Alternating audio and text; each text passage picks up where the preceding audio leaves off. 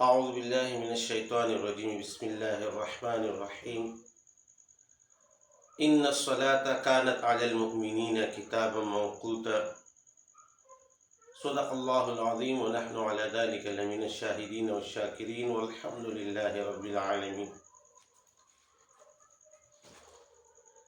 زما محترمو پدی آیات کریمه کی اللہ رب العزت فرمائی ان الصلاة بیشک دامونس كانت على المؤمنين دادا په مؤمنانو باندې کتاب موقوتا فرض کړی شوی خپل وخت کې اندر دا موږ په مسلمانانو باندې په خپل وخت کې دننه دا فرض کړی شوی دی. نو په الفاظ دیگر چې کله وخت داخل شي نو دا موږ په مسلمانانو فرض دی، موږ مسلمانان ادا کوي. نو د دې آیات د نزول نه پس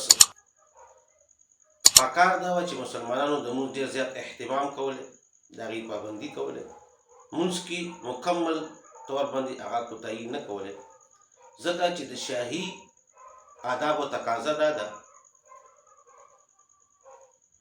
چې هغه مسلمانان چې دي هغه مونځ ادا کوي.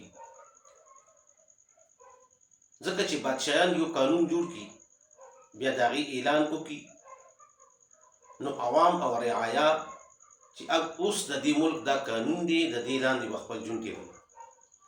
نو چې هغې نه څوک انحراف کوي، هغې خلاف ورزي کوي، هغه ماتوي، هغه چیلنج کوي، نو د بادشاه ادارې هغه په حرکت کې راشي او دا سړی گرفتار کړي، دا چې کومه ده جیل کې بند کړي.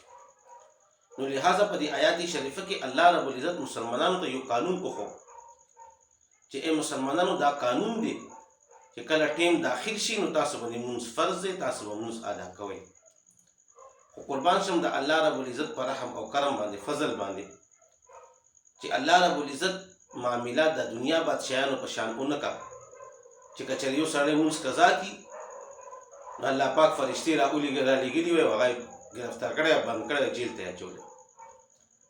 الله رب العزت فخپل فضل او کرم مهربانۍ سره د دغې قانون یا دهني وکړه چې تا نه کله مونځ قضا کېږي نو الله رب العزت یقین د دې یا دهاني کوي، دا یادوي. نو الله رب العزت فرمایي چې ای مسلمانانو تاسو باندې مونځ فرض ده، خپل وخت کې به مونځ کوئ. او دا یا دهاني الله رب العزت قرآن مجید کې تقریبا 700 مرتبه فرمایلی ده. 700 مرتبه تقریبا قرآن پاک کې د مونځ متعلق ذکر دی چې ای مسلمانانو تاسو مونځ ادا کوئ، ای مسلمانانو تاسو مونځ ادا کوئ.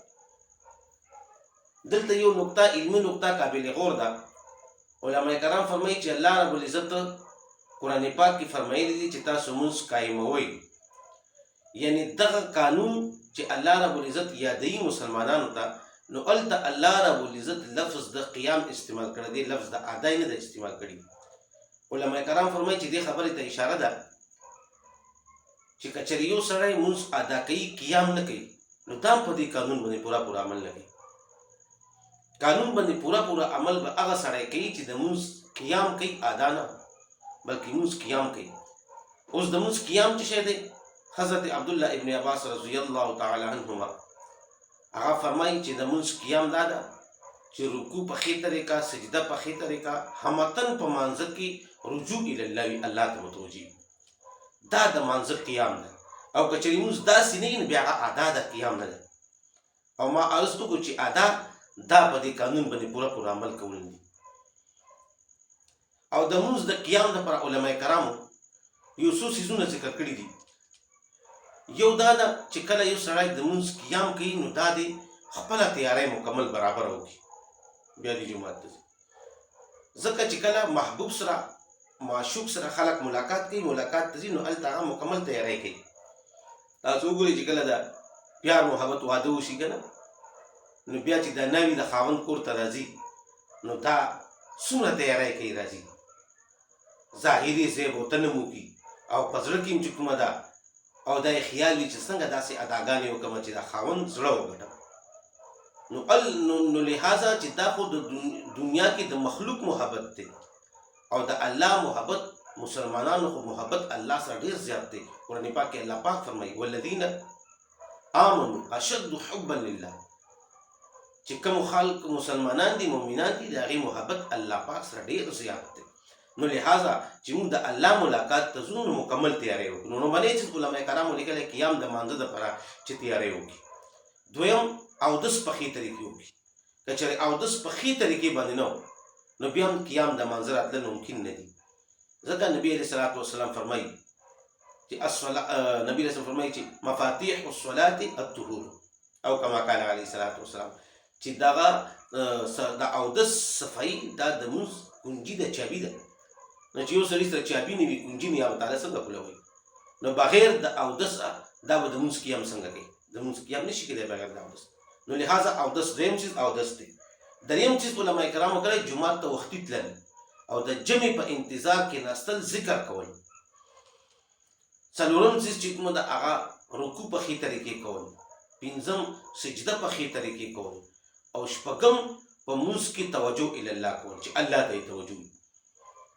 مونږ سړی په داسې حالت کې وکړي چې دی ودرېږي د ده دا خیال وي چې الله زه ګورم. او که چېرې دا کیفیت نه وي نو دا کیفیت خو دې خامخا وي چې الله مې ویني. دا د قیام د مانځه دپاره علماء کرامو لیکلي چې دا ضروري چیزونه د قیام د مانځه دپاره. مونځ به تب قایمېږي چې کله د کې دا خوبیانې دا صفتونه موجود وي.